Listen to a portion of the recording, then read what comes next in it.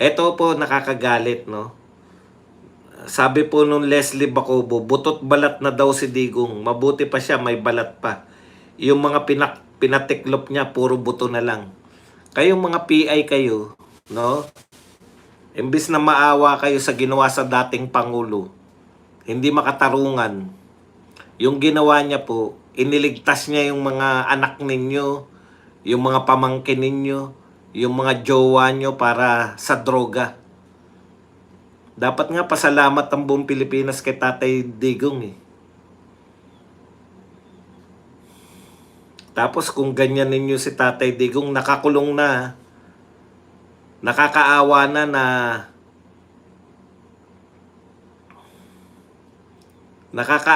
na pinakulong nyo.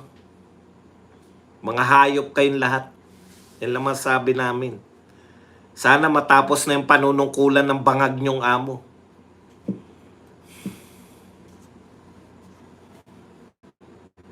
Alam nyo, sana lang, yung mga nangangantyaw kay Tatay Digong na mabuti nga yung sinapit, sana rin, panalangin ko, isa sa mga kapatid nyo, anak nyo, asawa nyo, malulong sa droga naman. Para makita nyo po yung halaga ni Tatay Digong sa bansang Pilipinas.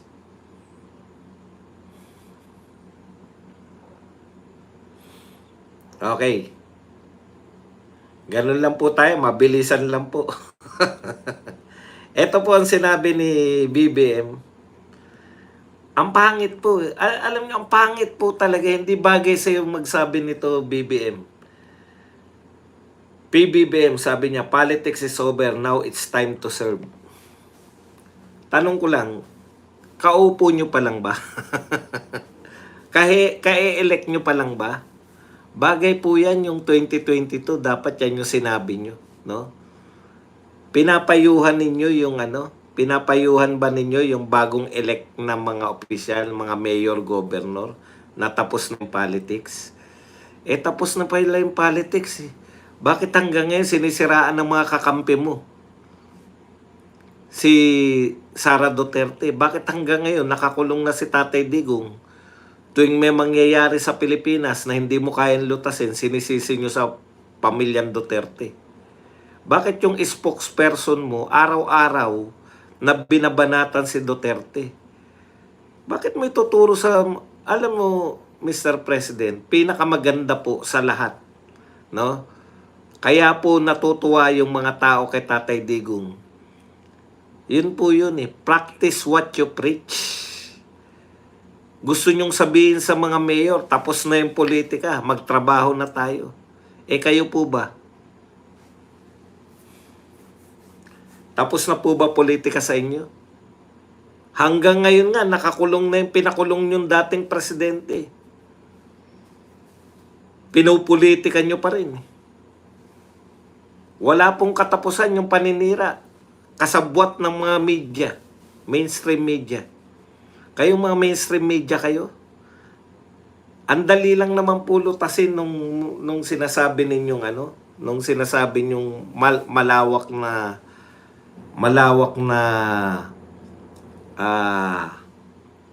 ano yung lagi nilang sinasabi? Malawak na misinformation, disinformation, fake news. 'Di ba? Kung kayo po ay pinaniniwalaan pa ng tao, hindi sana makakaporma yung sinasabi nyong malawak na misinformation, disinformation. Dahil mga sikat kayo eh. Karen Davila, sikat na sikat. Yung pala, ikaw ang tagapamandila ng misinformation. Nagsorry ka na ba, Karen Davila? Nagsorry ka na ba kay BP Sara? Na sinabihan mo na eto gagawin ni BP Sara kahit wala namang sinasabi si BP Sara? Nagsorry ka na ba? Sinabihan ka ng fake news ka? O wala lang sa inyo? Pakapalan lang na mukha. Di ba? Kung sabihin din namin, wala rin kaming mga source ng mga vlogger, malamang demanda abutin namin. Pero kayo, putya, sabihin nyo lang na according to your source. Wala na magdidemanda sa inyo dahil kakampi nyo eh. Ang sinisiraan nyo, Duterte lagi eh. Kakampi ninyo yung gobyerno eh. Mr. President, bago nyo pagpayuhan na politics is over, tignan nyo muna yung ginagawa araw-araw ni Claire Castro kung politics is over. Mainstream media na nga, reporter, gusto pang ipatanggal dahil galit na galit si Tunying sa nagpapatanggal kay Eden Santos. Eden ba?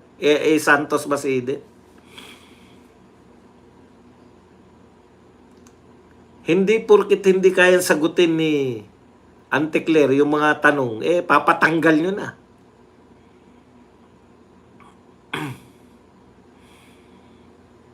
Alam niyo po, matatapos din to. Kayong mga media, matatapos din to. Hindi nyo na pabango yung gusto nyong pabanguhin. Babalik ang mga Duterte. Pero walang mangyayari sa inyo. Dahil magalang si Tatay Digong, magalang ang mga Duterte sa press freedom. Malaya pa rin kayo magbalita ng mga anti-Duterte. Hindi kayo ididemanda. Sasagutin lang kayo. Mapapahiya lang kayo. Ano katwiran ni BP Sara? Bakit hindi niya dinidemanda yung nahuli ng OpenAI na naninira sa kanya nung nagdaang eleksyon? Yung piyona ng piyona. Yung nagtayo ng troll farm para siraan sila at purihin si BBM. Bakit daw hindi niya ididemanda? Ito po ang katwiran ng tunay na naglilingkod sa tao.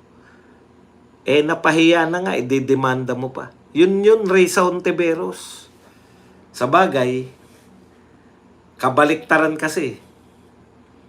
Si BP Sara, kapag nagsasabi ka kasi ng totoo, sapat na yung magsabi ka ng totoo. At pinaniniwalaan ka ng mga tao. Yun yung maganda sa mga Duterte. Bakit po hindi sila nagdedemanda? Kasi pag sinagot nila yung kasinungalingan laban sa kanila, naniniwala yung tao. Bakit si Risa Hontiveros nagdedemanda pa rin? Sumasagot naman siya. Sumasagot nga. Hindi naman pinaniniwalaan ng tao. Yun po yung pagkakaiba. Si BP Sara at mga Duterte, once na sumagot, naniniwala yung mga tao. Kaya, napapahiya yung mga naninira sa kanila. Kasi kayang-kaya nilang sagutin. Eto, nagpa-press ko na si Risa Hontiveros. Wala pa rin naniwala sa kanya. Pinaniwalaan pa rin si Michael. O ngayon, para mapigilan siguro na ang banat sa kanya, dinimanda tong mga mamaya na tayo kay Risa Hontiveros. Dito muna tayo kay BBM. Wala na pong epekto yan, Mr. President. Yung mga pabibo lang po yan. Tapos na ang panahon ng kampanya, pamumulitika. Kinakailangan na nating maglingkod. Tapos na po yan, Mr. President. Ito pa ang isa sa sinasabi nito ni Mr. President. Sabi po ni BBM, the 20 pesos per kilo of rice he promised will soon be available in public markets. President Ferdinand Marcos Jr. announced. Ka-announce lang po ng bagong halal na Pangulo. Ka-announce lang po na malapit na po. July 6 to July 6 ngayon po in-announce. Sabi po ni BBM, malapit nang maging available sa public market. Yan din sinabi mo ng 2022, di ba? Umabot na tayo ng 2025, wala pa rin. Ngayon, meron na. Malapit na. Abangan nyo. Malapit niya nang i-announce yan sa SONA.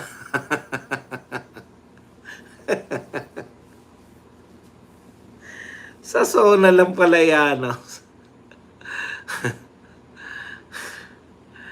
Ayan po, Newswatch Philippines. Bagong-bago to, 5:45 PM. Kasasabi lang po na yung 20 pesos, malapit na maging available sa mga public market. It is achievable. It is sustainable. Kaya abangan ninyo in your nearest public market. Parami ng parami ang ating lokasyon. At hindi po ito pop-up store na nawawala naman pagkatapos masimulan. Tuloy-tuloy na po ito. Sabi ni Bibi, tuloy-tuloy na raw. Basta may mauutang tayo para pambili ng 39 pesos na bigas, may benta ng 20 pesos. Abangan ninyo. Bakit po ina-announce yan? Magsosona na eh. I-announce yan sa Sona. Wala pong papalakpakan. Nako, isa sa pinakamaraming palakpak yan. Malapit na pong may benta sa mga public market ang 20 pesos na bigas. Nako, parang tatayo pa yung mga puta, ganyan pumalak.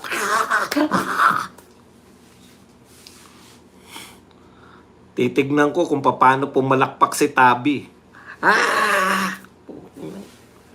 Tabi. May sinabi pala si Tabi, sabi ni Tabi, pag na-dismiss daw yung kaso, para daw binigyan ng si Tabi, gusto ko baka kainin yung katabi.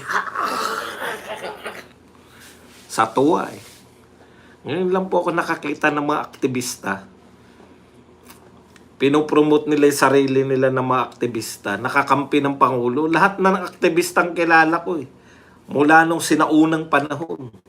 Laging kalaban ng Pangulo. Ito lang po mga maluluwag ang tornilyong aktivista na to. Kakampi ng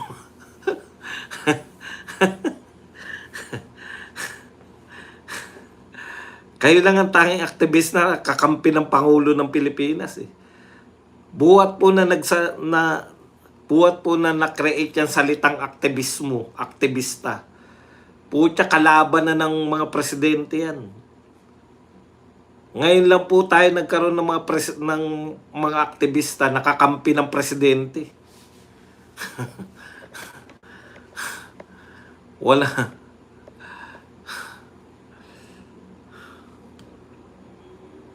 Okay. Punta na po tayo rito sa pinaka-aktivista sa lahat ng aktivista. Aktivista ang kakampi ng presidente ng Pilipinas. First time po yan na naganap. Lahat po ng aktivista, lahat ng mga grupong aktivista, kalaban lagi ng Pangulo yan. Pucha, eto lang po. Yung tanging mga aktivista nakakampi ng Pangulo. Paano? Alam naman natin yung pagiging malapit ng mga aktivista sa mga rebelde, di ba?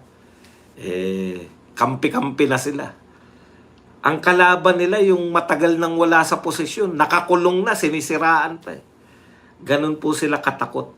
Ganun sila katakot kay Tatay Digong sa mga Duterte. Oo, naku po siya, parang naku, siguro mapapatalon pa yan pag inanos. May 20 pesos na nabigas.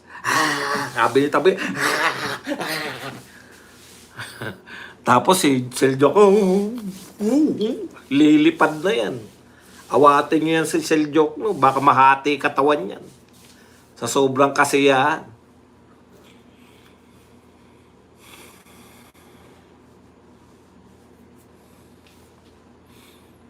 Uutuan sila ng mga media. Lahat. Nakakaya maging aktivista ngayon. Kayong mga aktivista, hindi ba kayo nahihiya? Kakampi nyo si Marcos?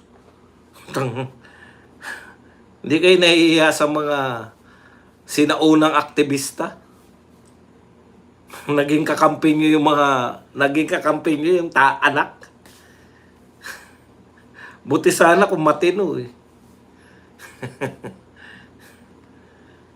Nakakahiya yan. Yan yung buburahin siguro nila sa kasaysayan na aktivismo.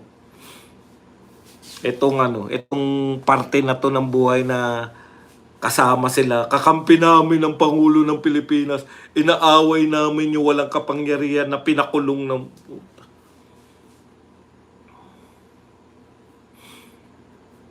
Okay, dito na po tayo sa turismo.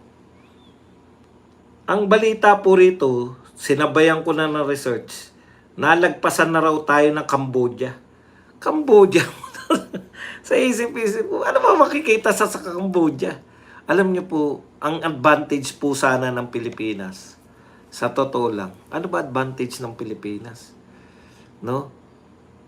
Yung pinakamagagandang mga beach sa mundo.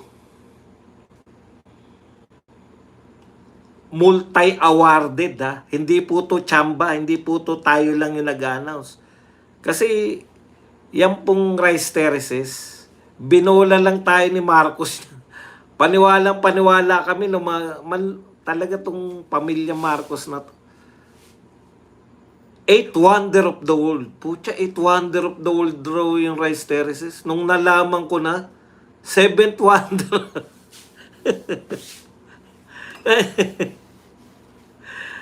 Pito lang pala yung wonder of the world. Puta tayo, 8 wonder of the world. Sabi ko. Pero, ibig sabihin, proud na proud tayo. Ay, isa sa wonders of the world ang rice terraces ng Pilipinas. Pucha. Yung pala sa actual, 7 lang pala. Budol eh.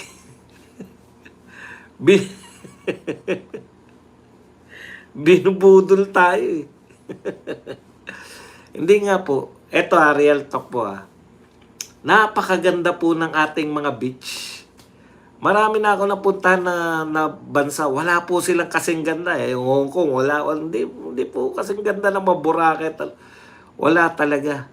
No? Alam niyo kung bakit? Ang multi-awarded po yan. Yung El Nido, Siargao. Meron pa isa sa El Nido ba yun? yung beach. Tapos yung ano natin, yung Sulu natin. Ang haba po ng White Beach po. Coron. Napakamaganda po talaga. Ang gaganda po talaga ng ating mga pasyalan.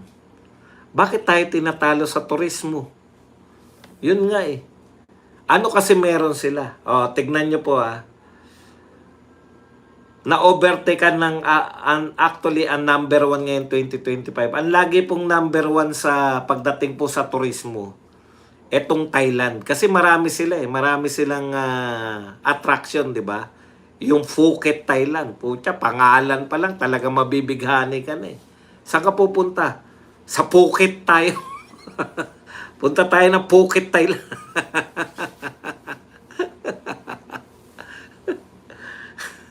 Tapos yung mga Bangkok nila. Alam mo yung mga turista, gusto nila yan, yung nightlife 'di ba? Gusto nila yan, umiikot sila, merong mga lugar na masaya, party-party, pwede sila maglakad hanggang madaling araw. Tapos kahit mga lasing sila, nagkakasiyahan lang, party-party sa daan. Yan po yung gusto ng mga turista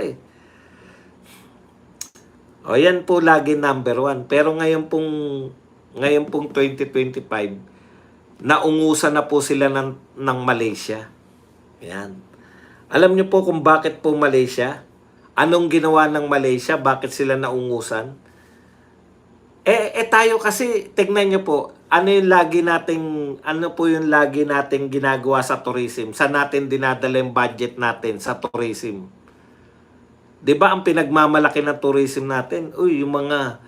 Yung mga bus sa UK, pikukunan ng picture, 'di ba? Ano ba hindi nga natin alam kung ano yung dati may Wow Philippines tayo, ngayon ano na? Wala na. Hindi na natin alam. Palagyan na natin Wow Philippines. Magbabayad dyan ng mga double decker na bus sa UK. Para i-promote yung Pilipinas. UK, pupunta sila sa Pilipinas, ang layo 'di ba? Tignan niyo po yung mga Southeast Asian countries kung sino po ina-attract nila. Ano po yung ginawa ng Malaysia? Para po sila naging number 1. Oh. Inattract nila yung mga mayayamang bansa dito sa Asia. Ang ginawa ng Malaysia, inopen nila yung Malaysia sa China at saka sa India. Totoo po yan, ha? Yan dalawang pinakamalaking populasyon sa Asia. Pinakamalaking populasyon sa Asia. Alam niyo po ba na mas malaki na populasyon na India kaysa sa China? Pero sila po ang dalawang pinakamalaking populasyon sa buong mundo. Doon po sila nagkakamping. Gumawa po sila ng paraan. Oh. Ang ginawa nila, yung wala na silang paghigpit sa anong tawag natin dyan? Visa. Visa free ang Malaysia. Partikular sa China at India. So dumami ngayon yung turista. Tayo po siya. UK. Pupunta tayo sa mga European. Ano? Gustong-gusto natin magkampanya sa Europe. Kaya siguro gusto ng mga turist. Ang susi, magkampanya kayo sa China at saka sa India. Ay, hindi nga pala pwede. Iba yung kinakampanya natin sa China.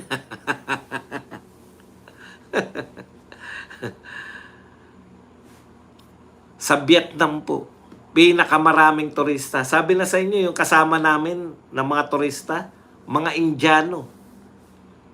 Chinese tsaka India. Yun po ang lahat tinatarget nila. Ang target nila na turista, kaya maraming tourist na nagpupunta sa kanila, yung pinakamaraming bilang ng tao. China at saka India. Tayo ba? Ina-attract natin sila? Hindi. Damay-damay yan. Alam niyo po ba ang Vietnam? Pucha, partner yung Vietnam. Alam niyo ba ginagawa ng Vietnam? Pag sila binomba ng tubig ng China, ito, magtapatan tayo. Binobomba rin nila ng tubig yung China. Kasi kanila yun eh. Sabi ng China, amin din yan eh. Bobombahin namin kayo ng tubig. Bobombahin din namin kayo ng tubig. Pero pagdating po sa ekonomiya, China, tayuan nyo kami ng mga bridge. China, tayuan nyo kami ng infrastructure. May pera kayo. Napuntahan ko na po yan eh. Di ba? Yung mga tourist attraction. Hong Kong, Vietnam. Hindi ako magtataka kung bakit ang Vietnam, pangatlo na po. Pangatlo na po ang Vietnam sa mga tourist spot dito sa Southeast Asia. Kung nauna na yung Malaysia, pangalawa yung Thailand. Alam niyo po kung anong meron sila lagi? Lahat sila. Kung sa bundok po, nagtatayo sila ng attraction sa bundok. Tayo may attraction sa bundok, hindi tayo makarating sa bundok. Halimbawa, Baguio. Natural yung attraction natin dyan sa bundok. Alam niyo ba ginawa nila sa Vietnam? Nagtayo ng malalaking palasyo sa tuktok ng bundok. Nagtayo ng mga French village. Nagtayo ng malalaking palasyo. At mula paanan ng bundok, meron silang walang taong mga bundok. Yung walang mga taong bundok, tinayuan nila ng malalaking palasyo. Malulula kayo kung gaano kalaki yung mga palasyo. Tapos, mula baba, alam mong walang tao doon sa bundok na yun, sa Bana Hills, walang tao roon. Pero nagtayo sila ng mga hotel sa tuktok ng bundok. Para makarating ka sa bundok, nagtayo sila ng mga mabibilis, pinakamabilis na mga, anong tawag doon? Cable car. The attraction na yun, hindi mo pahirapan yung turista. Tayo mula sa paanan ng bundok ng Baguio, ilang oras bago ka makarating sa Baguio.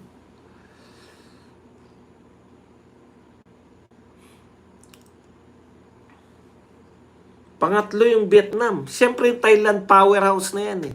Meron silang Phuket. Lahat din ng mga LGBTQ. Di ba? Nag-attract sila eh. Oh, ito, lahat ng gustong magpatanggal ng kanilang mga ari-arian. Gustong magpa-sex change. Dito kayo. Gusto ng kakaiba. May in-offer kang kakaiba. At saka, nagpatayo ka talaga ng mga attraction. Ano ba meron sa Hong Kong? Disneyland. Meron silang mga malalaking Buddha. At pagpupunta ka ron, meron silang transportasyon na yung transportasyon mismo ay tourist attraction na. Nagka-ideya sila. Sa tingin nyo ba, Vietnam ang naka-imbento ng mga ginagawa nila? Puta, yung simpleng tulay nga eh. Nilagyan nila ng dragon. Bumubuga ng apoy. Tulay lang yun, daanan na tulay. Kaya nakatunga ka doon, bubuga ng apoy. Ha? Okay na. May attraction ka na. Wala tayong ano eh. Hindi tayo nag-invest sa tourism infrastructure. Wala tayong infrastructure para sa mga turista. Nagtayo ng mga palasyo. Grabe po, palasyo talaga. Hindi lang isang palasyo ha. Pag kayo napunta ng Disneyland, nalula kayo, nalakihan kayo dun sa palasyo ni... Sino ba yung may palasyo? Si Snow White ba o si Cinderella? Snow White. Una ko nakita, ang laki naman itong palasyo na yun. Ang laki naman pala yan, palasyo yan. Ni Snow White. Pucha yung palasyo ni Snow White. Panis sa palasyo na tinayo ng mga ano eh. Grabe yung French village, talagang village.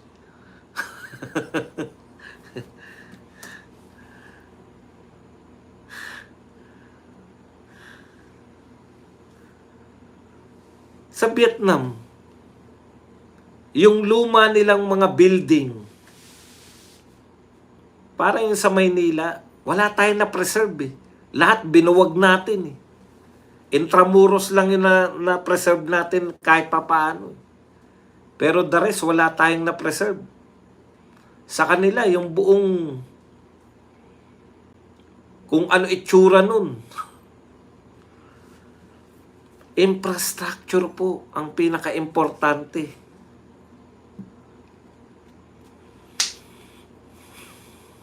Infrastructure. Mag-create kayo ng mga attraction. Wala po tayong create na attraction. Lahat yan natural eh.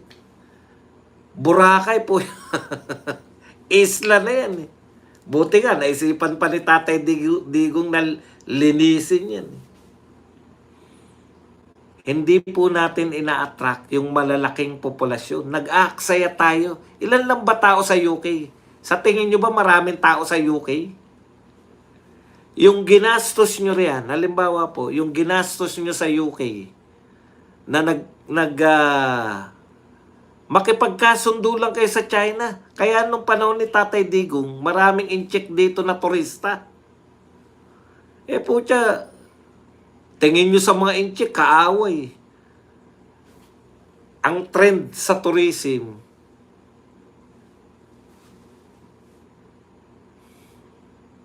wag maghigpit sa visa. Pati Japan, pati Taiwan. Di ba? Talo sila ng Hong Kong. Hong Kong, kung kailan mo gustong pumunta, pwede. Kaya may mga ano yung Taiwan na, sige, pwede na rin sa amin. Walang visa ngayon.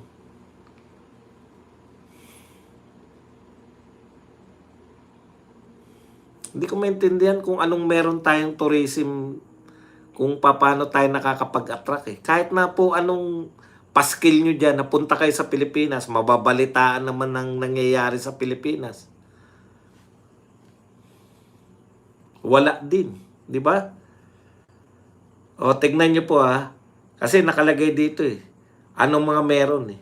Malaysia has taken the lead as the most visited Southeast Asian country in early 2025, driven by relaxed visa policies for key markets like China and India.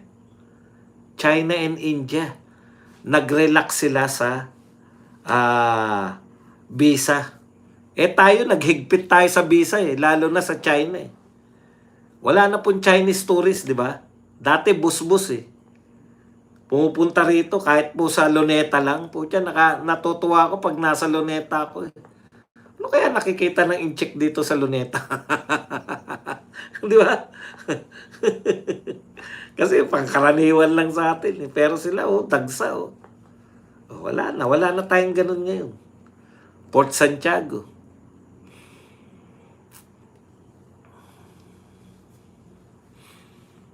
Thailand, historically tourism powerhouse, Thailand remains top destination due to its vibrant culture, beaches, and affordability. Ang mahal po ng presyo sa mga turista dito sa Pilipinas. Sa totoo lang po. Local tourist nga Alam nyo ba? Eto magtapatan tayo Siguro ang mura lang pamasahe, yung sakay sa eroplano. Pero ang layo po pag kayo nasa Vietnam, yung 1,000 na per day. Yung 1,000 per day na hotel sa Vietnam. Wala pong 1,000 per day dito sa Pilipinas. Pag 1,000 per day dito, talagang yung hindi gumagana yung aircon. Alam niyo yun? Pucha, dun sa Vietnam, ang 1,000 per day mo, parang Manila Hotel ng katumbas, giginawin ka na sa aircon. Tsaka ang ganda-ganda na ng hotel mo sa 1,000 pesos per day. Tsaka, yun po yung attraction nila mura Namumurahan yung mga turista. Pucha, dito sa atin, turista, pucha, tricycle pa lang. 1,000 pesos. Puta, pumunta ka lang ng Luneta. Pwede nga lakarin. Sa atin, ang tingin natin sana, tagain natin.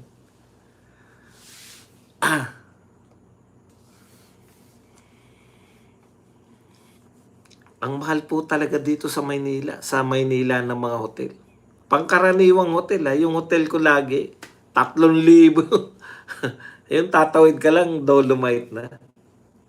Nakasanayan ko na lang kasi 2K, wala pa kahit electric fan. Lalo na sa Baguio. Naku, pag sa Baguio po kayo, pinakamurang hotel, 3,000. Isa pa, yan, airport. Naku, ang layo po natin sa airport. Sa Hong Kong, naku, napakalayo. Kung yung airport natin sa Hong Kong, ang tingin pa natin sa turista, talagang tagain natin to turista. OFW nga, tinataga, turista pa. Tingnan nyo po yung dami Malaysia, 10.1 million. In quarter 1. Quarter 1 lang po yan ng 2025. Thailand, 9.55 million. Vietnam, 6 million. Quarter 1 lang po ng 2025 meaning po ng quarter, January, February, March. Laki na. Singapore, 0.3. Indonesia, 1 million. Tapos, Cambodia, 3.4 million. Philippines, 2.9 million. Persap na. Persap na yan sa atin Hanggang June na Kaya na-overtake na tayo ng Cambodia. Kung tutuusin po, mas maganda po Pilipinas sa natural beauty. Wala Hanggang natural beauty lang tayo CR na CR lang natin. Alam niyo po, sa totoo, ang pwede mo lang maipagmalaki ng mga CR, dyan sa Burnham Park.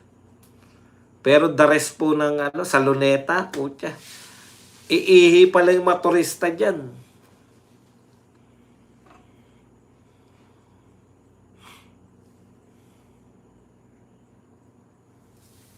Ang dami po nating ihahabol. Talong-talo na po tayo.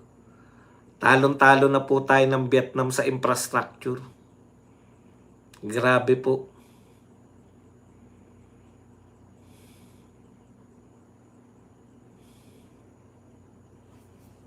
Oo nga po, kaya nga po malinis. Kaya nga po malinis, may bayad.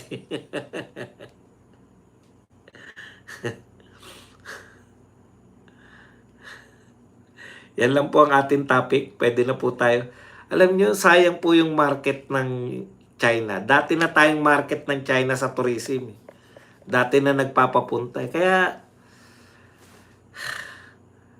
kung saan-saan pa kayo dumadayo, saan-saan pa tayo pumupunta para makipagkaibigan. Tuwan-tuwa pa tayo. Pinuri ng Lithuania. Lithuania. Baka ipaturo mo sa pangkaraniwang Pilipino kung saan yung Lithuania eh. Hindi maituro eh.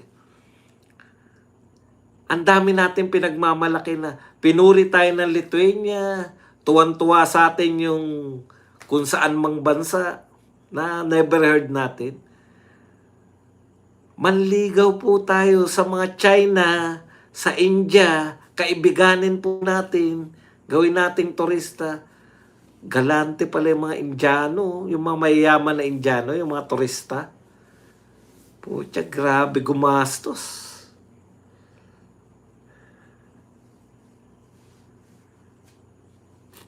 Yan lang po ang ating topic. Pwede na kayong magpakape. Pakape agad. Pwede na kayong magtanong, pwede na po kayong magbigay ng reaksyon. At higit sa lahat, pwede po kayong magpakape. Ayan. Question and answer na po tayo.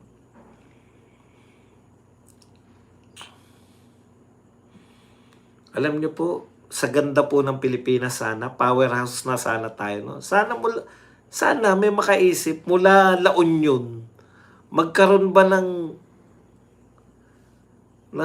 cable? Tayo na lang yata walang cable ka. Tayo na lang yata yung may mga komunidad. Sila po wala pong komunidad dun sa tuktok ng bundok. Tourist spot po ang ginawa nila. Ngayon, para may magkaroon ng tao ron sa tuktok ng bundok, nagkaroon po sila ng cable car. Tayo, sangkatutak yung tao sa Baguio City, ni hindi tayo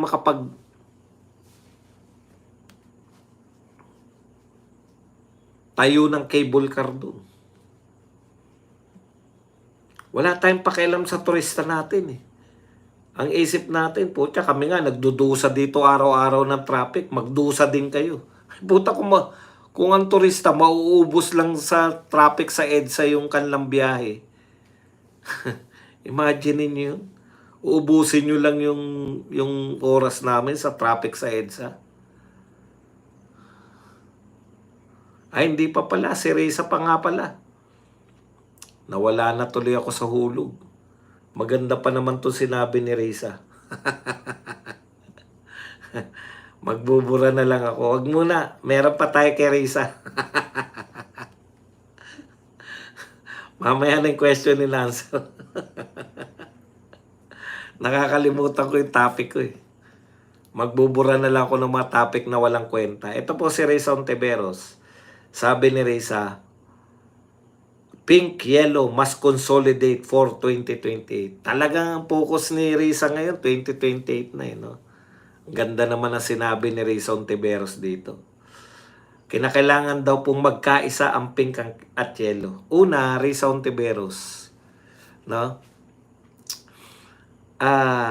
Iisa lang naman yung pink at yellow. Para baka akala mo dalawa kayo. Si Lenny, Liberal Party din. Kay Lenny yan eh. Di ba? Liberal Party si Lenny. Pero dahil halos madurog na, nung naupo po si Tatay Digong, nakita po natin yung diferensya ng pamumuno ng mga Duterte at ng mga Dilawan. Di ba? Nakumpara ngayon. Ngayon, para si Leni Robredo, matanggal niya yung stigma ng mga Dilaw, magkaroon siya ng pag-asa na baka manalo siya. Matanggal yung connection niya sa Dilaw. Nagpalit lang siya ng kulay. Naging pink na po siya. Para po, kasi sukan-sukan yung tao sa mga Dilawan eh. Pero same people, sila pa rin pa. Si Kiko pa rin. Si Kiko pa rin yung partner niya. Si Kiko po ang presidente ng Liberal Party at that time. Nung tumakbo sila ni Leni Robredo, ano ka ba naman, Risa Ontiveros? Palagay na natin na watak-watak pala kayo. Imagine niyo, konti na lang kayo, nagwatak-watak pa. Paano kayo mananalo sa mga Duterte? Ang mga Duterte, solid na solid na. Nagpakitang gilas na yung Duterte noong nakaraang eleksyon. Number 1 at number 2 at number 5. Tapos pumasok pa yung mga tinaas lang ni VP Sara yung kamay. Yung mga talunan na, si Amy Marcos tsaka si Camille Villar, laglagi na sila eh. Tinaas ni VP Sara, nanalo pa. Malakas na po ang mga Duterte. Tapos kayo magkukonsolidate, konti lang naman kayo eh. Nakachamba lang nga kayo eh. Oh. Ngayon, pamumunuan mo, wala ngang bilib sa'yo si Kiko tsaka si Kiko Bam eh. Imagine. Yan na nakakahiya. Nagsasalita ka na mag-unite kayo. Pero si Kiko at si Bam, susuportahan si Cheese. Ikaw, saan ka? Susuporta ka kay Tito Soto? Sino ngayon ang magiging kakampi mo dun sa sinasabi mong consolidation? Isa pang problema nito, pinangangatawanan niya. Pinangangatawanan niya na, ayan sinasabi niya, we should continue to organize, educate, and mobilize separately, parallel, or together. Wala ka namang kakayahang mamuno. Paalala lang natin kay Rizal Tiberos, pang-11 ka eh. Munti ka nang matalo eh. Okay. Pinangatawanan niya rin po na tama raw po na kasuhan o pa-imbestigahan niya sa NBI itong mga vlogger. Kasi daw nagpapalaganap daw yung mga vlogger ni Duterte ng kasinungalingan ni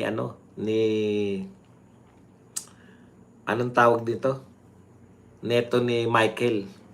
Di ba testigo mo yun? Anong network? Ang gustong palabasin nito ni Risa Ontiveros, no? Yun nga.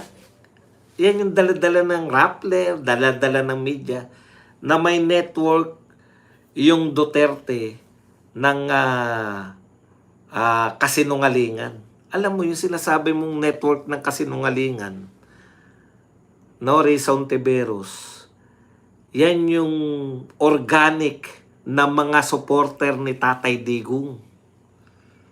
Social media na ngayon. Mabilis na lumalaganap kung anumang balita meron.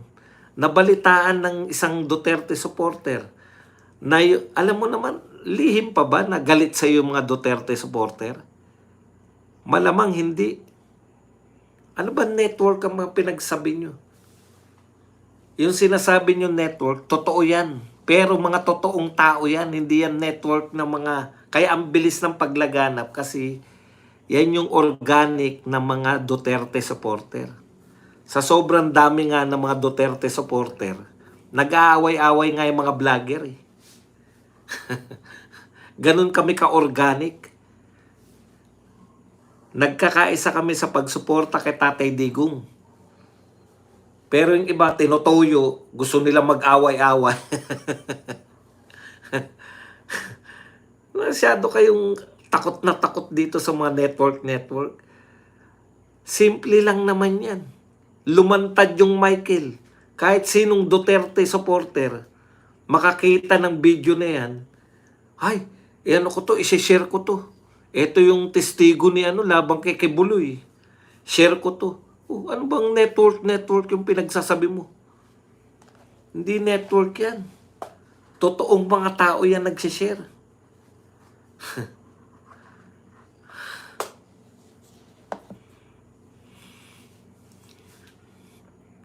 Nakakatakot kaming mga Duterte supporter kasi ang dami namin.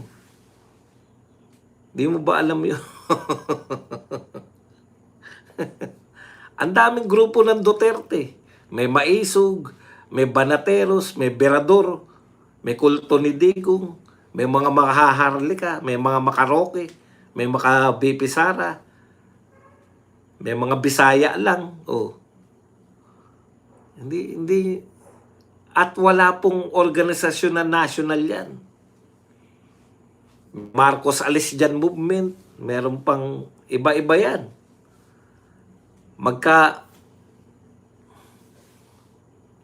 Nagka-clash yung mga leader ng mga yan. Napakarami talaga. At totoong mga tao yan.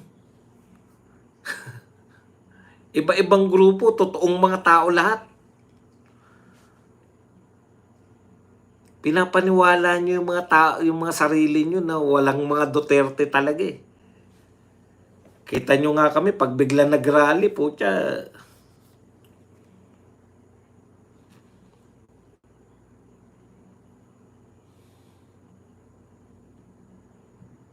Meron dito eh. Ito po. Nag-react po siya sa sinabi ni ano. Tignan nyo po Medyo alam nyo na may kahinaan eh. Sinabi ni Pulong Duterte kay Risa Ontiveros, spoiled brat crybaby. Alam po natin kung bakit sinabi yun, di ba? Kasi iyakin eh. Pero ang take pala ni Risa Ontiveros, literal na iyakin. Wow ha, ito sagot ni Ontiveros. Wow ha, to say that to someone who survived the 6 years of Duterte administration when I had never acted like a spoiled brat. I really feel strongly about his complaint, but he will never see me shed tears like a crybaby. Ang crybaby pala sa'yo, yung literal na nagsished ng tears. Ang iyakin, yung ginagawa mo. Pag binanatan ka, spoiled brat. Di mo ba alam yung meaning ng spoiled sa mga normal na tao? Yung spoiled brat, bibigyan kita ng halimbawa, ito totoo Kami, squatter kami, di ba? Meron kami tinatawag na spoiled brat. Alam mo kung bakit? Mama ho, spoiled, sumbong sa nanay. Mama ho, ayaw ako isali sa laro. Sali niyo naman yung anak ko. Yun ang spoiled brat sa aming mga squatter. Palasumbong. Bakit ka spoiled brat? Binanatan ka dahil lumantad yung si Michael na di umano binayaran mo. Anong ginawa mo? NBI ito nga sinisiraan nila ako. Imbestigahan mo nga. Ganon, kaya ka tinawag na spoiled. Ganon na mga spoiled sa amin. Sumbongera. Mama ayaw ko itali sa laro. Putang ito, spoiled na to. Tapos pupunta naman yung sali niyo naman yung anak ko sa laro. Sige na. Huwag na tayo maglaro dito. Doon na tayo, lumayo na tayo rito sa bahay na ma-spoiled na to. Ikaw ganyan ka, kaya ka tinawag na spoiled. Sumbongera ka.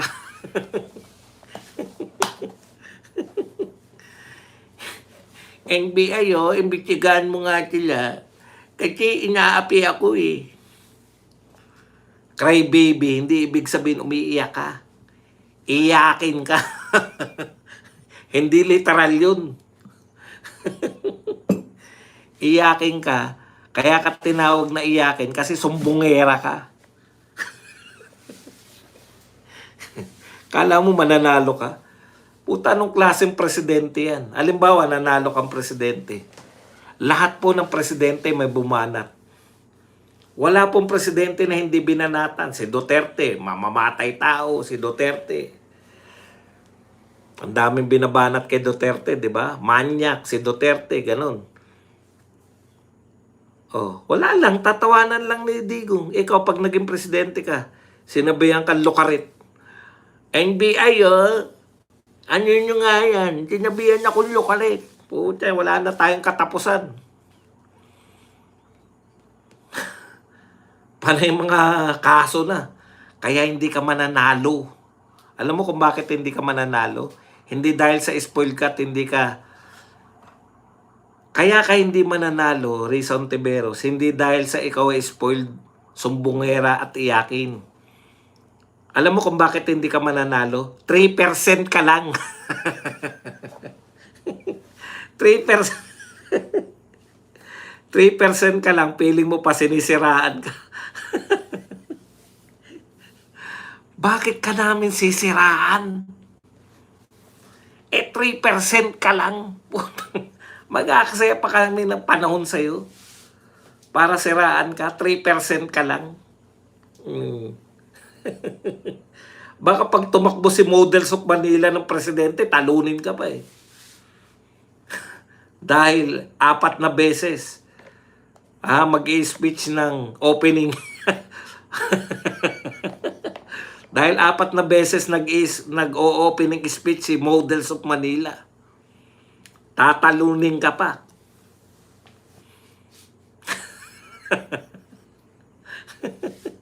Puta, ba't ka namin sisiraan? 3% ka lang. Meron silang network para siraan ako. Utot mo.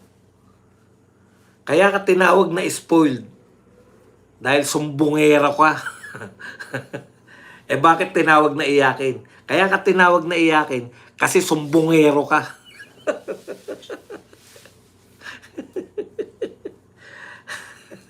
At matatalo ka sa eleksyon sa 2028, hindi dahil ikaw ay spoiled at iyakin. Dahil 3% ka lang. Balik ta rin mo man yung 3%. 3% ka pa rin.